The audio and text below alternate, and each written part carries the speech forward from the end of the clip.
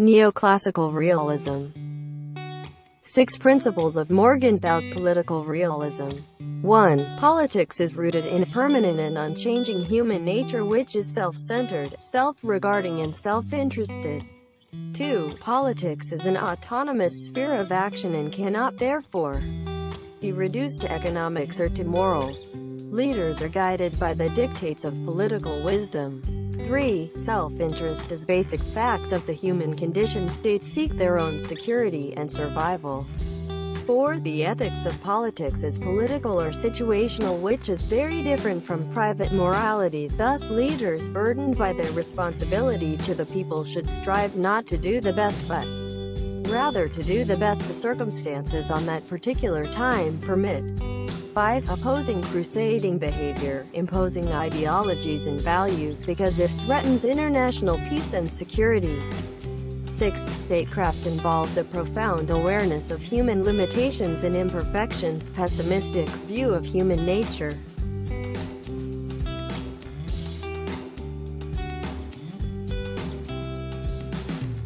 Explains patterns of international events in terms of the system structure, the international distribution of power, rather than the internal makeup of individual states. This approach concurs that international politics is basically a struggle for power but challenges the view that this is a result of human nature.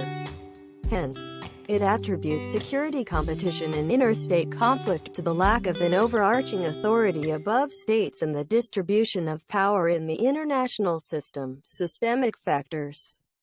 Polarity, number of independent power centers in the system, multipolar, bipolar, tripolar, the unipolar. Structural realism. Core assumptions. States and other actors interact in an anarchic environment. The structure of the system is a major determinant of actor behavior. States are self-interest oriented, and an anarchic and competitive system pushes them to favor self-help over cooperative behavior. States are rational actors, selecting strategies to maximize benefits and minimize losses. States see all other states as potential enemies and threats to their national security. Rosso, it is not human nature, but the anarchical system which foster jealousy, suspicion and insecurity.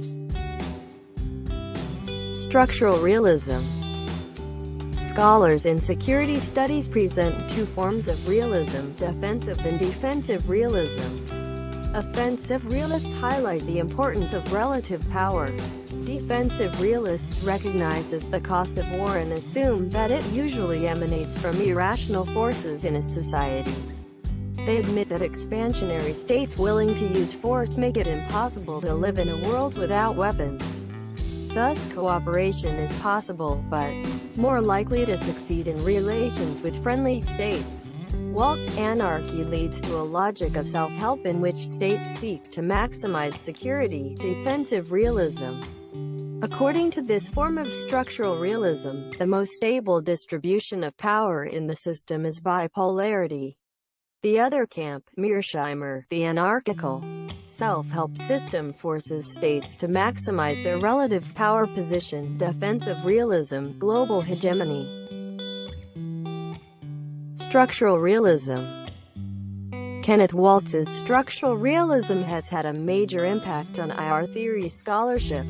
Waltz claims that the structure of the international system is the main factor in shaping the behavior of states. Nevertheless, Waltz concurs with traditional realists that major powers still determine the nature of the international system. Structural realists minimize the significance of national attributes as determinants of a state's foreign policy. Structural realists accept many assumptions of traditional realism.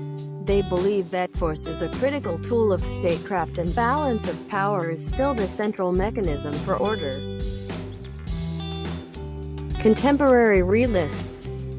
New approaches since the end of the Cold War, dissent from both defensive and offensive forms of structural realisms.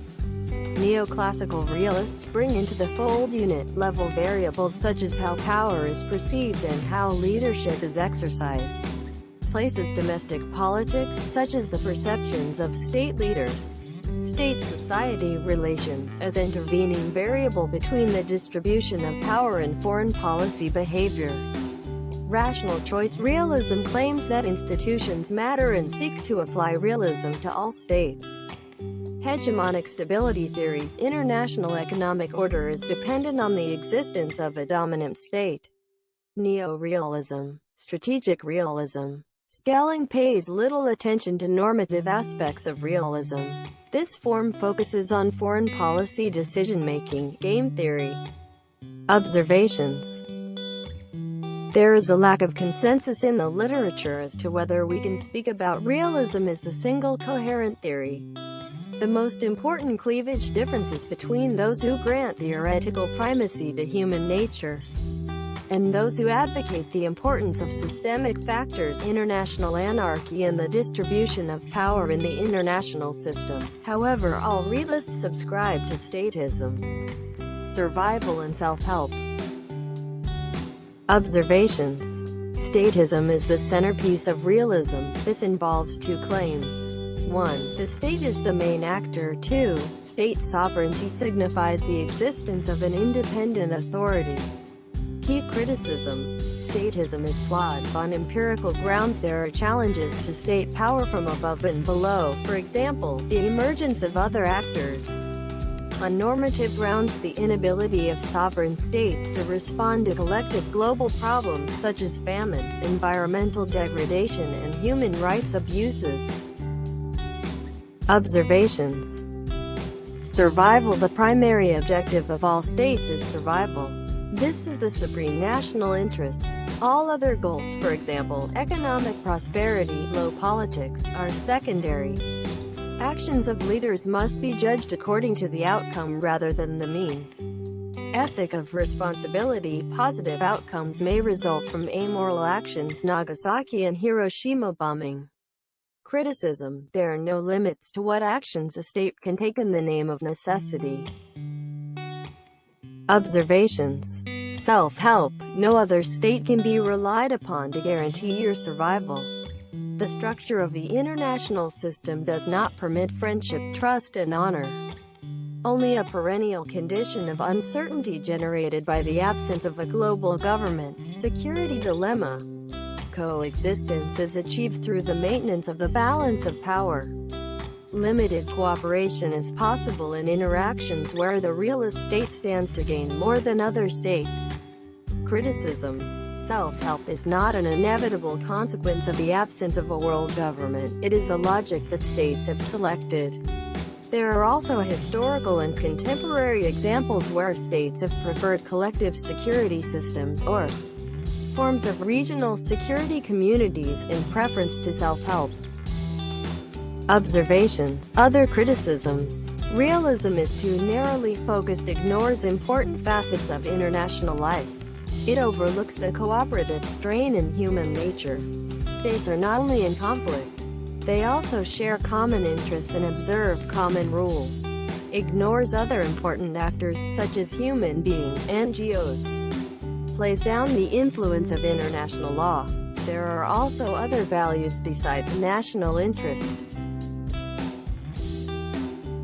Rationality. Most realists, and many non-realists, assume that those who wield power while engaging in statecraft behave as rational actors in their efforts to influence others.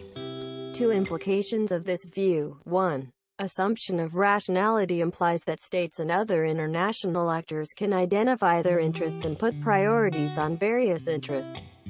Unitary actor, or strong leader, assumption.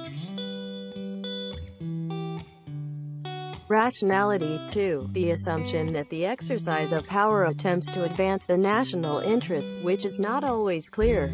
Rationality implies that actors are able to perform a cost-benefit analysis calculating the costs incurred by a possible action and the benefits it is likely to bring.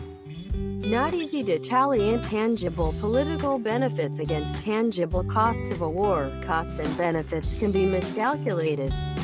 Human behavior and luck can be unpredictable. That's all from me. Thank you for your attention and see you in another chapter.